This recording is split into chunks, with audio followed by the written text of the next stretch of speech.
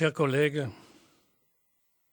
Monsieur le Président de la Commission, Madame la Haute Représentante, Monsieur le Secrétaire d'État, Messieurs, Mesdames,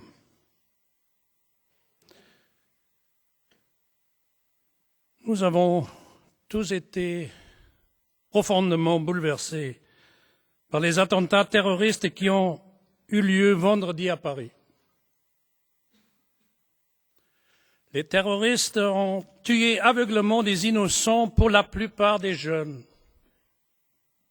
dans une salle de concert, dans des bars, des restaurants, dans un stade de football, dans la rue. Cela aurait pu être moi. C'est précisément le sentiment que ces terroristes veulent voir se répandre en nous. Les attentats de Paris étaient une attaque contre notre liberté, une attaque contre nos valeurs européennes et notre mode de vie, une attaque contre nous tous. Dans la douleur, nous, Européens, sommes aux côtés du peuple français. Nous sommes unis. Nous ne nous laisserons pas empoisonner par le venin de ces criminels. Nous barrerons au contraire la route à tous ceux qui attisent la peur et la haine de l'autre.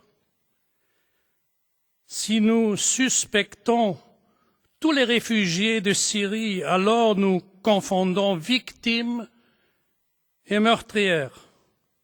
Car les réfugiés cherchent précisément chez nous un asile contre la barbarie de ces assassins.